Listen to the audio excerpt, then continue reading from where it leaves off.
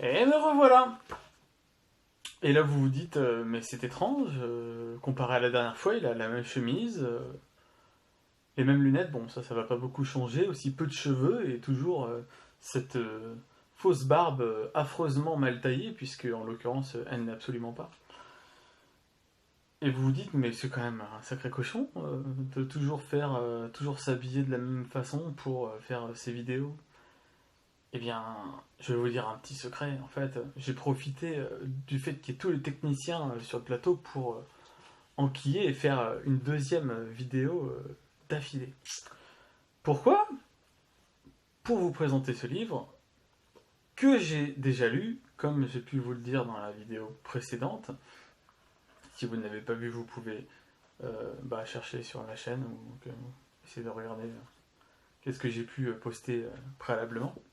Et vous parler un petit peu du bouquin de Ron Rash, Par le vent pleuré, un des bouquins de la rentrée littéraire de septembre 2017.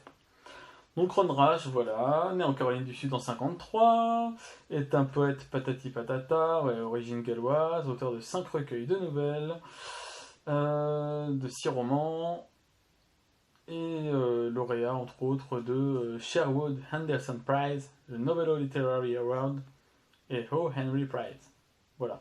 Que des prix en l'occurrence que je ne connais pas, mais qui veulent certainement dire que c'est un bon écrivain. Et c'est vrai que c'est un bon écrivain. Il anime aussi des ateliers d'écriture, donc ça en général c'est. Enfin, c'est gage qu'on est. C'est gage de qualité d'écriture, enfin en général. Et puis accessoirement, il enseigne la littérature, donc ça veut dire qu'avant d'écrire des livres, il a dû en lire deux trois. Et donc ce livre, effectivement, est pas mal du tout.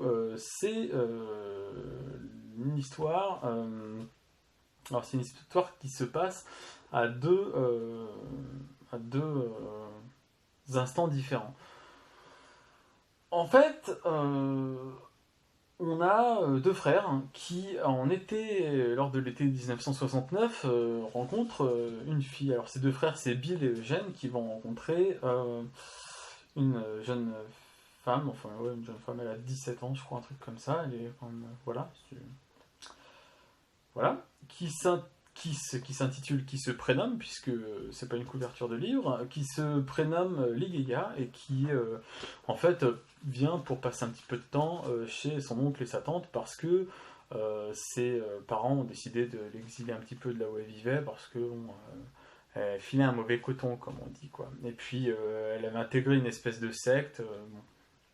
Donc là ils se sont dit on va l'envoyer chez oncle Bob et tata Maria, je sais pas comment il s'appelle en fait, j'ai oublié. Et comme ça, elle va être un peu au vert, au calme, loin de la tentation de. Voilà. Et ça va la dépayser, c'est vrai.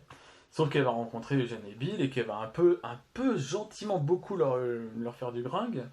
Et bon, je vais pas rentrer plus dans les détails, mais bon, elle va quand même demander à ce qu'elle leur procure un peu d'alcool ou alors un peu des petits cachetons ou des choses comme ça.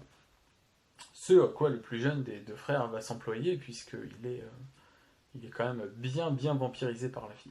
Et alors donc les garçons, ils ont des profils un peu différents vu qu'ils ont 5 ans de différence et qu'il y en a un qui est plutôt qui est un qui est un jeune homme et l'autre qui est plutôt un ado, voilà, dans la fleur de l'âge on va dire.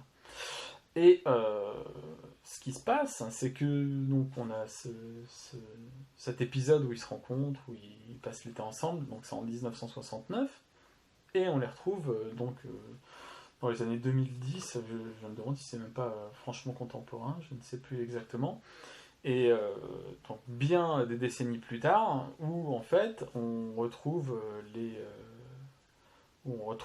ossements de cette fille, Ligeia, qui avait disparu à l'époque, et on ne savait absolument pas ce qu'elle était devenue, et on retrouve donc certains de ces ossements près de l'endroit où ils ont passé l'été. Et donc ça va être l'occasion pour le narrateur de demander des comptes à son frère, euh, qui est censé avoir raccompagné, enfin avoir dit au revoir à la fille, l'avoir accompagnée, et c'est le dernier à l'avoir vue. Et il avait raconté donc que elle était partie comme ça, hein, puis qu'elle n'était jamais revenue, sauf que peut-être que ce frère, en l'occurrence, a caché quelque chose, et ça va être l'heure, pas de, j'allais dire des règlements de compte, non, c'est pas du tout le cas, l'heure de, enfin un petit peu quand même, l'heure de vérité, où donc ces deux frères vont se confronter un petit peu à ce qui s'est passé. Et en fait, on a toute une trame, on suit une trame, l'évolution de ces enfants qui ont grandi sous la coupe d'une mère et d'un grand-père, qui était donc une mère qui était veuve, et donc du grand-père paternel qui a voulu les dresser, quoi, et puis un père quand même un petit peu autoritaire, un grand-père autoritaire voilà, qui va bien les driver, et on sait que, tout ce qu'on sait, c'est que le plus grand des deux frères est fâché avec, enfin est parti fâché, j'allais dire, enfin en l'occurrence c'est le grand-père qui est parti en premier puis qui est décédé, mais il a jamais pu saquer le grand-père, et il y a une espèce de flou artistique autour de ça, on sait pas trop, bon. Et le plus jeune des frères, qui est le narrateur, lui on suit vraiment ce que lui il a vécu, quoi, donc on voit tout par son regard. Et c'est intéressant à plus d'un titre, puisque on voit que il n'a pas du tout suivi